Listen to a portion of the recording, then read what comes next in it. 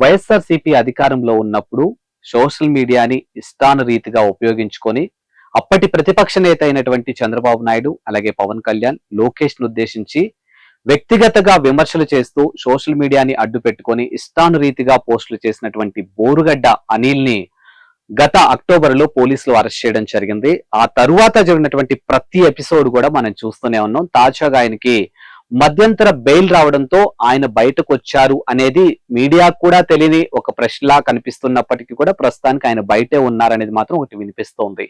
But తాజాగా ఆయన మధ్యంతర బెయిల్ గడువు పూర్తయిన తర్వాత తిరిగి తనకి తానుగా కోర్టులో లొంగిపోవాల్సి ఉంది. బట్ ఆయన లొంగిపోలేదు. At right now Borugadda Anil కనిపించడం లేదు. ఆయన ఫోన్ కూడా స్విచ్ ఆఫ్ వస్తుంది. ఈవెన్ ఆయన కుటుంబ సభ్యుల ఫోన్లు కూడా స్విచ్ ఆఫ్ వస్తున్నాయి. మరి బోరుగడ్డ అనిల్ ఎక్కడున్నాడు, పోలీసులు కూడా ఎందుకు అంత సులువుగా వదిలేశారు అనే ప్రశ్నలు ఇప్పుడు బలంగా వినిపిస్తూ ఉన్నాయి. అసలు ఏం జరిగిందో ఒక్కసారి చూద్దాం.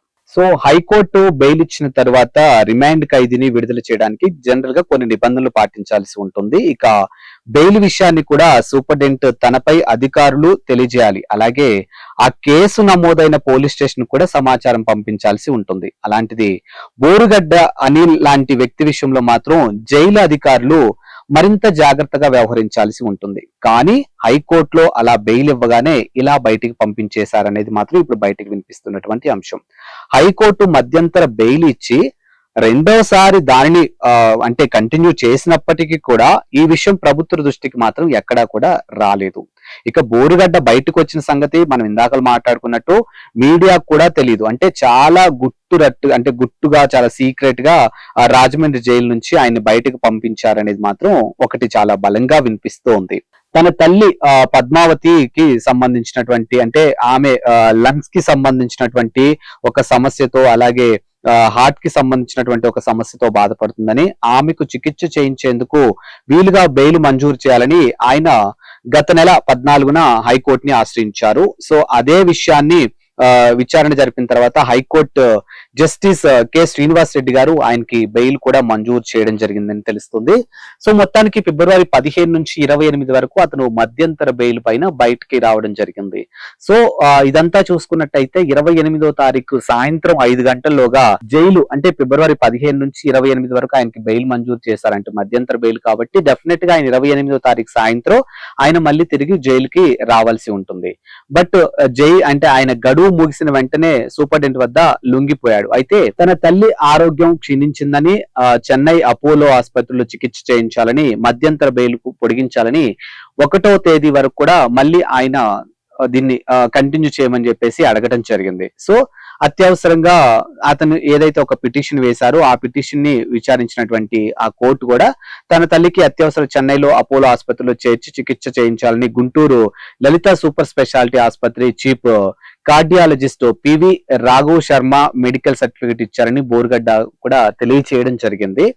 సో మొత్తానికి ప్రస్తుతం దాన్ని తీసుకెళ్లి ఆయన న్యాయమూర్తి ముందు ఉంచడంతో ప్రస్తుతం చెన్నై ఆసుపత్రిలో చికిత్స పొందుతున్నారని, ఆమెకు పిటిషనర్ ఒక్కడే కొడుకు కాబట్టి సో ప్రస్తుతానికి ఆమెకి తమ కుమారుడి యొక్క సహాయం అవసరం అనే కోణంలో కూడా చెప్పడం జరిగిందనమాట. తల్లి ఆరోగ్యంపై బోరుగడ్డ అనిల్ హైకోర్టుని అందించినటువంటి మెడికల్ సర్టిఫికేట్ నిజమా కాదా అని నిర్ధారించాలని అనంతపురం 4వ పోలీస్ స్టేషన్ కి సంబంధించినటువంటి గుంటూరు పోలీసులు కోరారు. సో వాళ్ళు కూడా డాక్టర్ రాఘవ్ శర్మకు మంచి పేరుంది, ఇక క్లిష్టమైన కేసులకు సైతం గుంటూరులోనే చికిత్స అందించగల గొప్ప డాక్టర్ కాబట్టి బోరుగడ్డ అనిల్ కేసులో చెన్నై అపోలో ఆసుపత్రికి రిఫర్ చేశారనడంలో గుంటూరు పోలీసులకు అనుమానం వచ్చింది. సో మొత్తానికి స్పెషల్ బ్రాంచ్ నుంచి పోలీసులు దీనికి సంబంధించినటువంటి రంగంలో దిగడంతో అసలు విషయం బయటపడింది. ఏదైతే అంటే గుంటూరు లలిత ఆసుపత్రిలో అనిల్ తల్లి పద్మావతి అసలు చేరలేదు అనేది మాత్రం ఒకటి బయటికి రావడం జరిగింది. అసలు ఆమెను చెన్నై ఆపోలో కూడా రిఫర్ చేస్తూ డాక్టర్ రాఘవ్ శర్మ ఎలాంటి సర్టిఫికెట్ ఇవ్వలేదనేది కూడా తెలుస్తోంది. ఆ లెటర్ హెడ్ పై ఉన్నటువంటి సంతకం కూడా ఫోర్జరీ అని స్పష్టమవడంతో దీంతో పోలీసులంతా కూడా ఒక్కసారిగా షాక్ అయ్యారు.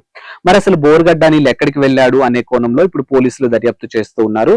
ప్రస్తుతానికైతే బోరుగడ్డ అనిల్ ఎక్కడున్నాడో తెలుసుకునేందుకు అటు గుంటూరు నుంచి కానీ ఇటు అనంతపురం పోలీసులు కూడా గట్టిగా ప్రయత్నాలు మొదలు పెట్టారు. ఆయన ఫోన్ స్విచ్ ఆఫ్ వస్తుంది, ఆయన తల్లి ఫోన్ కూడా స్విచ్ ఆఫ్ వస్తుంది. నిజంగా చెన్నై అపోలోలో చికిత్స చేయించారా లేదా అనేది కూడా ఇంకా క్లారిటీ అయితే లేదు. సో మొత్తానికైతే అంటే ఆయన తల్లి అనారోగ్యం అయితే మాత్రం అది నిజమే అనేది మాత్రం తెలుస్తూ ఉంది. కాబట్టి ప్రస్తుతానికి ఆయన అయితే కనిపించకుండా పోయారు అనేది మాత్రం ఒకటి ఎక్కువగా మనకి ఇక్కడ వినిపిస్తుంది. మరి ఈ నెల 11వ తేదీన ఆయన రాజమండ్రి సెంట్రల్ జైలుకి లొంగిపోతాడా లేదా ప్రస్తుతానికి ఈ ప్రశ్నలకన్నిటికీ సమాధానాలు దొరుకుతాయా ఏంటి అనేది ఇంకా తెలియాల్సి ఉంది.